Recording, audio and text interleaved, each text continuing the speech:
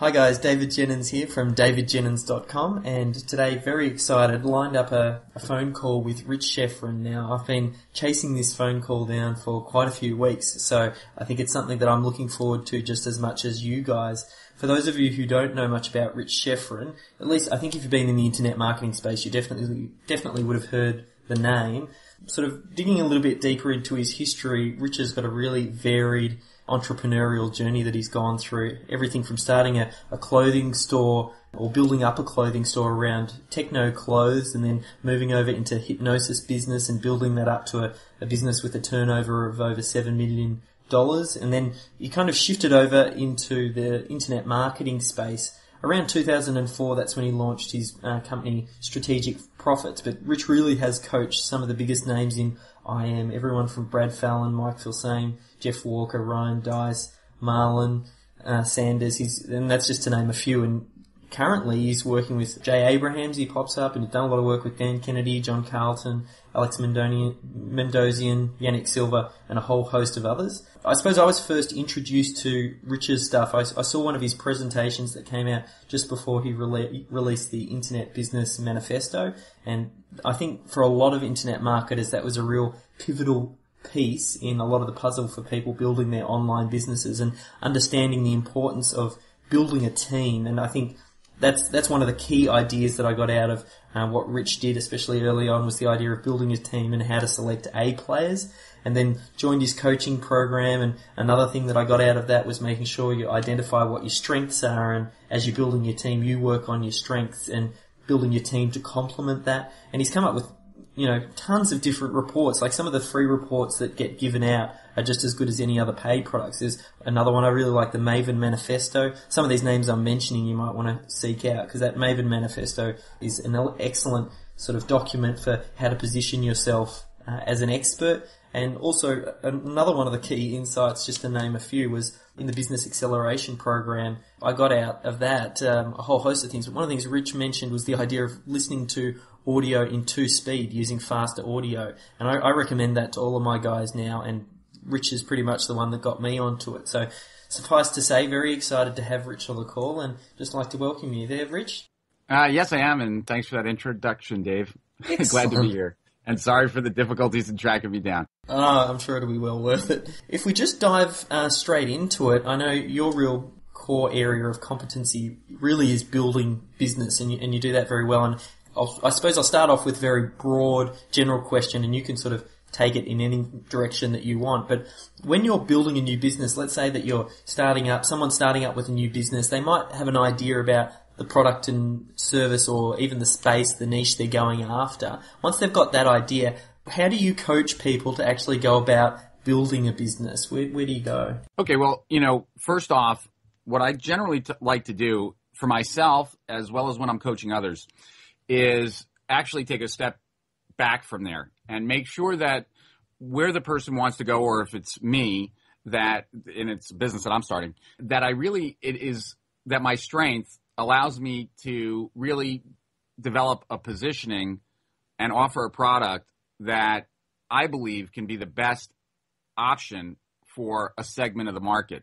So, you mentioned the clothing store that I took over. That was a pre-existing business, but I had to move that business in another direction to be successful, because it was failing when I took it over, and we were competing with the biggest retailers in the world, because we were on one of the most competitive streets in the world, on Broadway in Manhattan.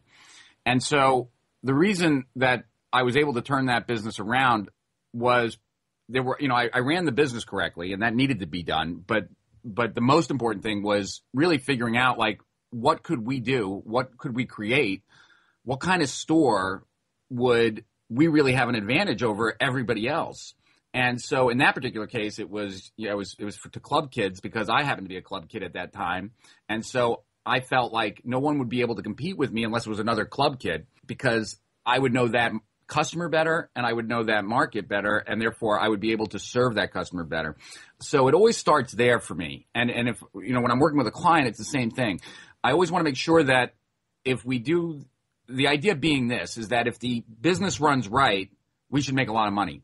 And if you have the wrong positioning, wrong strength, etc., then you could run the business right and not make a lot of money. So I always take a step back and make sure that this is something that actually, if we do all the other things right, it should be very desirable to a segment of the market. So that's number one.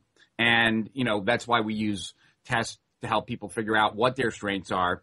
And then after that, it's about just figuring out where the positioning would be ideal. And that really is it's an overlap of 4 different areas, really. I know this is a little off of where you were going, so I'm going to just kind of try and tie it in real quick, and then we can go to the others. But it's really a question of 4 overlapping kind of circles, and it's your strengths. That's like primary. That's why you need to know your strengths. The opportunity in the marketplace, which is basically looking at the competition in the landscape and, seeing where there might be some pockets of opportunity. Your passion, because ideally, if you're going to start a business, you want it to be something that you're fully invested in, and not just for the money, but that you can actually will persevere. And it's much easier to persevere when you're passionate. And it's also, someone once said, it's not me, I don't know who said it first, but I love the quote. The number one productivity secret in the world is to be passionate with what you're working on. And I agree wholeheartedly. And then the last thing is resources. Like, do you have the resources? So, it's resources, opportunity, strengths, and passion. And what you want to do is, if you're starting a business, you want to find that place where you can start a business that has those 4 circles kind of overlapping. And if you're taking over a business that's failing, or you're in a business that's not doing that great and you want to make it great, it's trying to move it in that direction. Because you can take an existing business like I did in the clothing business, and I moved it into that direction.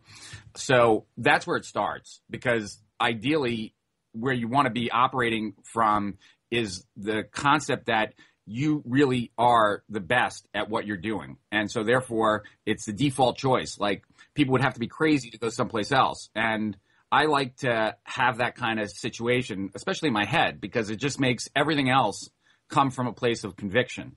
And, it's kind of funny, like, just as an aside, that people tell me that I often come off like extremely confident and that, like, don't mess with me, I know exactly what I'm talking about. And I don't necessarily feel that way all the time, but when I'm talking about business, I do, because that's why I'm in this business, because the things I know. And so what you want is, you really want to have, whatever business it is, whatever service you're providing, you want to have that kind of confidence, that kind of, like, you'd be crazy to go anywhere else.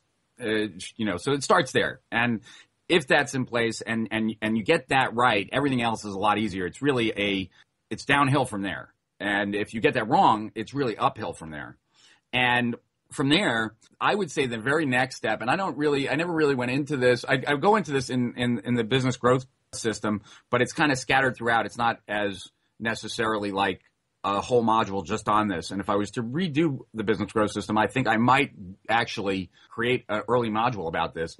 And that is that you really got to construct your profit model. Like, ideally, how is this whole thing going to work? How is this going to be a sustainable business? Like, where are my clients, customers going to come from? Where are my prospects going to come from, et cetera? Because you really have to have a marketing game plan, and a sustainable marketing game plan, because what I've seen, especially online, is that a lot of the gurus nowadays, many of them, former clients of mine, they've built businesses that are really reliant on joint ventures and launches.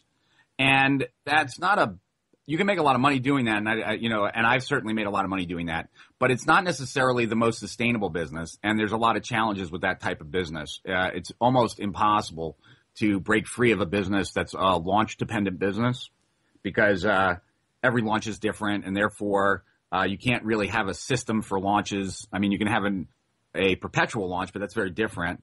And so it's really important to kind of figure out your profit model. Like, how are you going to acquire new customers over the long haul, and get a sense of that? Because it all kind of, once you know you're in the right place, then you got to make sure that you're going to have a consistent flow of new clients. I've worked with some clients recently where, they were launch dependent, or they were situational dependent, in the sense that they had a certain base of customers, but then the market changed, or in the case of the launches, like, they couldn't get the same JV partners, and all of a sudden they were in a very bad situation. And so, I always learned from my clients, like,